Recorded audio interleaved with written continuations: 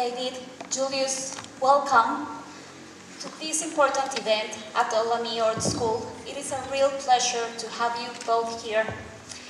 We are really grateful to hear about your family history because it has been personal, real, and deeply touching. We are really grateful for your time and for sharing your story today.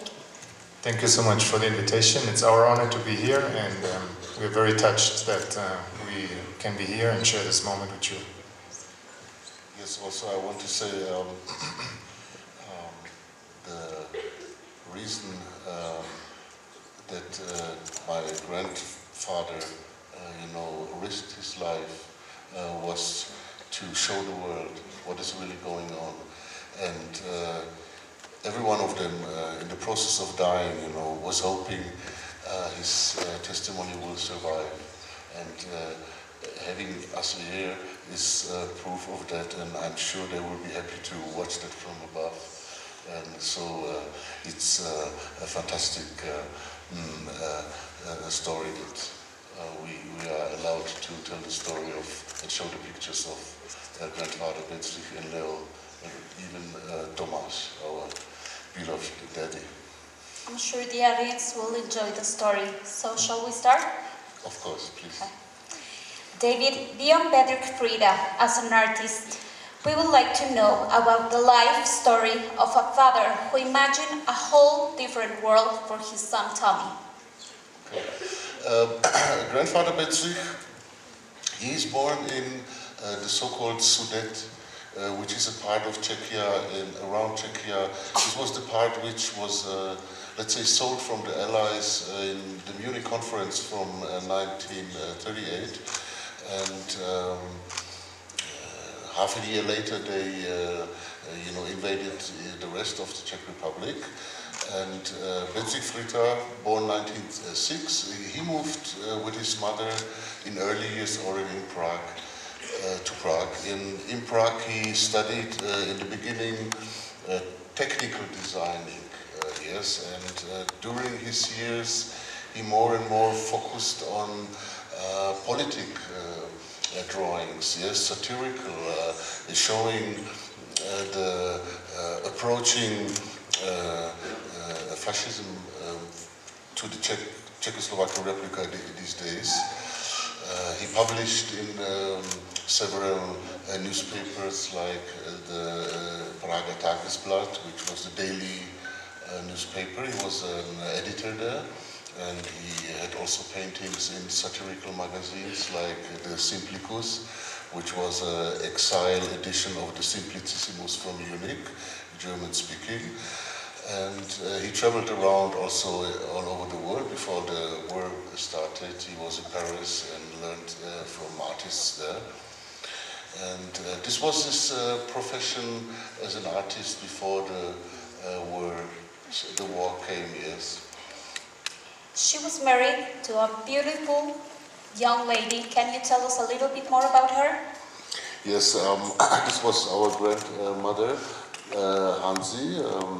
Johanna Fantlova, typical Jewish name, and they met in Prague and fell in love and married and had a child together, which was Tomáš. Yes, he's a war child, and they had good times. Let's say good times were over after the Germans took over control over Czechoslovakia, so all these racist rules came over also to the Czech Republic, so they tried to protect themselves as a family, yes.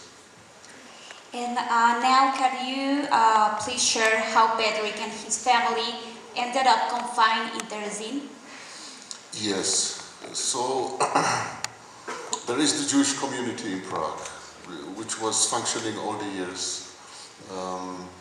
They were, in the time of the Nazi occupation, let's say the prolonged arm of the SS, which was situated in the Faculty of Laws, yes, which is maybe 200 meters from the Jewish community. So they had access to all the registration of the Jews in Prague, and it came by post, you just find yourself in Bubench, which was the train station from where the transport started. And Bezrich was sent with the first transport to Terezin because it was planned to use this untouched fortress from the Baroque for keeping the Jews there, getting them together and sending them away to the really determination camps, the death camps. And in these days, Terezin was maybe 5,000 persons already, so you had to prepare it for 100,000, 150,000 years. So he went to the railway station in Prague, said goodbye to his wife and to Tomiček, we will back in weekend. Yes, he thought it was only, a kind of project, but as we know, the history ended differently, yes. Thank you. This story brings Bedri closer to us, not as a name, but as a man with family. Oh yes, he was a loving father and a loving husband. And they had the privilege to stay together in Terezin because of his profession. He was part of the technical department of the self-control. They let the Jews rule and do everything in the camp, only guarded by a handful of Nazis. So they had the possibility to be together as a family in Terezin. Yes. Thank you for sharing, David. Could you tell us what memories you have as a family from the childhood that Tommy had within Terezin with his parents? Yes, Tommy told us he had a privileged life until all these affair about these forbidden pictures blew up, yes. Before that, they were allowed to stay together. Normally, as a prisoner, you arrived in Terezin, and the trauma began already at the station of Bolshevice, where you have to walk 3 kilometers with heavy luggage. Then you came to a kind of controlling point. From there, the families were separated, yes. Everybody was crying, children were hysteric, mama, papa. Yes, the men were inhabited in men's ubications, women, and all that. They had luck not to pass, yes. And also due to the importance, because the drawing, the technical department was used for painting official works for the Nazi, to show not the real life, of course. They wanted. That was whose job, to do the paintings? That's why they were privileged in a certain way? This was his job. It was a group of about 30 artists. They chose Bedřich as the leader of this technical department. Yes, you can see here, for example, the official works. Like here, you needed to prepare this camp. So there was nothing. They would build barracks, which were used for producing war-needed stuff, or canalization is built here. Yes, and also there were sent idealized picture, to Berlin, which Berlin could show the world. This is how Terezin looks like, yes. Happy working people, yes, and everything is fine here, yes, and this was one part of it, yes, of the work of. There's contrast in the rest of what he did in Terezin, right? This was the official part. And what about the unofficial part? Well, of course, these artists, they notice that they are used. Not only they are imprisoned and no future, no hope, but being an instrument for showing the wrong side. So this is hard to stand. So the idea the decision came from them. We must do something. We must show the world the real reality of Terezin. So after they were working a day in the studio, they met together at night. You know, somebody was guarding, and every one of those artists painted his side of the reality of Terezin. And you must know that they were risking a lot. Yes, they could also decide, come on, we will do it till the end of the war. We will play the game of the Nazi. Yes, we have a good position. We can stay together. We have more food than the others. We can sit in a warm room. Yes, so they risked all that, and they paid also the price for it. And this is what makes not only Bedřich but all these painters heroes and resistant fighters, which we are so proud of it. Yes, this is really unbelievable. Yes, having a child, having a wife, a responsibility, and also the women. They had to support it, otherwise it would not work. Yes, so really I'm deeply touched by that. What these heroes really did. It is admirable, certainly. David, you shared with us an audio of Tommy when he was 4 years old, recorded shortly after liberation as a testimony of a child survivor of Terezin. Although it is very brief, it is deeply moving. Let's listen to it now, and thank you for sharing.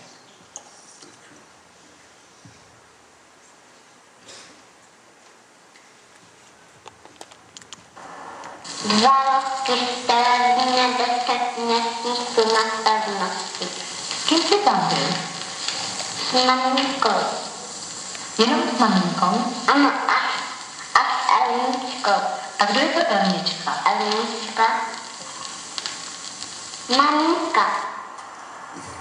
Auch an den täglichen Appell erinnerte sich Thomas. A taky jsi psal apel? Ano. A co jsi psal, když přišla panko? Yes, this is an interview which was taken shortly after the World War, with Tommy as being 4 years and 3 months. And he's telling the interview, she's asking, where have you been? So he's telling about 2 years in Terezin and 10 months in the Little Fortress. And Little Fortress is in Gestapo prison. It has nothing to do with the ghetto anymore.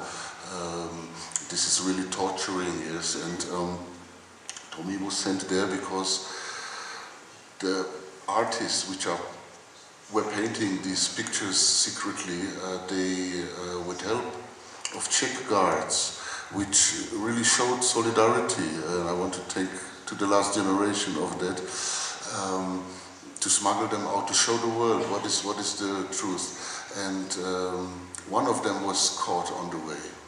And this was alarming for the Nazi, because they built such an enormous propaganda apparat. You know, they invited film teams, you know, to show the beauty, to show the world, okay, everything's fine. We are dealing, the Jews are laughing, singing, dancing, having theater all day. Yes, and instead of that, suddenly you show these horror pictures of mass graving and dying people. So Adolf Eichmann himself, he was responsible for the strategical function of Terezin. In January of 1942, there was the Wannsee Conference. You know, this is where, under his leading, and Heydrich, which was assassinated by Czechs, by the way, I'm very proud of that, to be Czech in this circumstance, came to Terezin to interrogate the artists, and there was a group of them, and okay, it ended in Little Fortress and in the death, yes, for most of them. Only the small boy in Leohar survived. Also, there is another character we discussed about. Can you tell us, the audience, a little bit more about Pinkia? Who was he? Pingia was the commander of Terezin, a brutal, sadistic killer. He was sentenced to death after the war. They caught him in Litomirice in 1946, and he was already waiting for an incoming transport where they sent somebody there, so he already choose who he will beat to death. And he liked also my little father, Tomicek. He was the youngest there, the only child, so every prisoner loved Tommy and also the guardians. So, for example, after killing somebody, he called Tommy to play with him, yes, and made several strange games. He sent his shepherd dog to play with him. Thomas was traumatized with dogs after that. So this was Pingia, yes, and Tommy is asked by the interviewer, so what had you to say when the commander Pingia came and he's saying in this German way, Achtung, so this was deep inside this little boy, yes, and the reporter asked, what would you do when Pingia, if you would meet Pingia? And Tomasz says, well, I would send him to prison. And she asks him, would you meet him again? I said, oh, never. Harsh memories Yes. to have from. And also, can you share why Bedřich was sent to Auschwitz? What was his final fate? Well, it's not an happy end. Bedřich Fritter was the main provoker, together with three others, Leo Haas, his best friend. He met him in Terezin, which his name we are really having with pride, wearing it. And the Nazis were afraid at the end of the war that these pictures, these forbidden pictures of Terezin, after you must see that at the end of 1944 the war was lost for the Germans. The Russians came from one side, the Allies have landed in the Normandy, coming from the Atlantic. So the breath was going tighter. So they wanted to get rid of those political provokers. So they was a commando written deportation to Auschwitz, and the comeback is not wished. Okay, generally the comeback of Auschwitz was not wished, but in this case they were afraid if these pictures would come to the hands of the population of Terezin, which was only guarded by a handful of Nazis, they would start a new upstanding, like there was in Warsaw or also one in Auschwitz.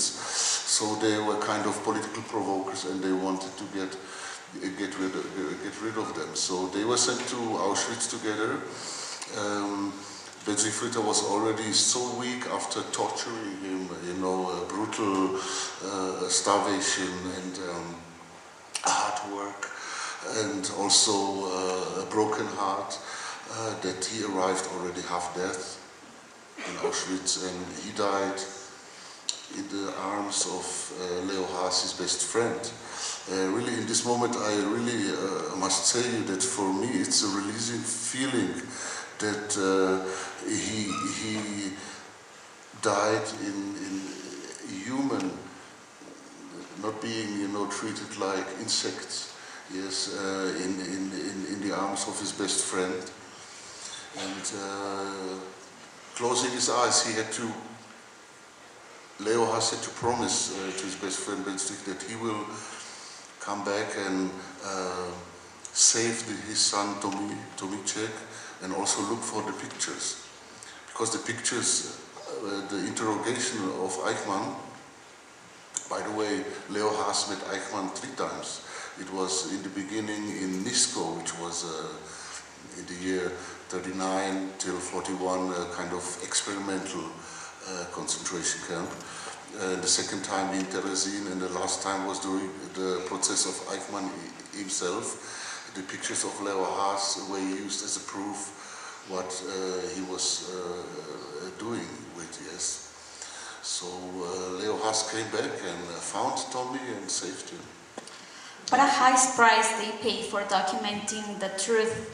Now we have a video that shows Tommy visiting Terezin as an adult. Yes. So let's watch what he remembered from his day in the small fortress.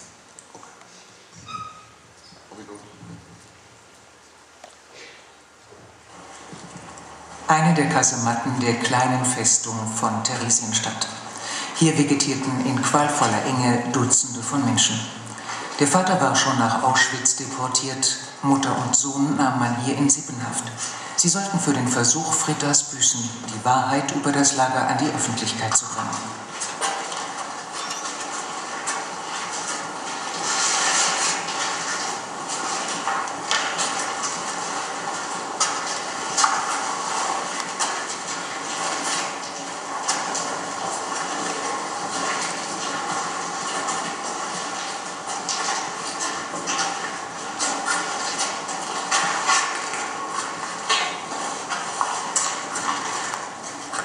Also wenn ich die Kassette höre mit dem kleinen Interview, als ich nach dem Krieg zurückkam,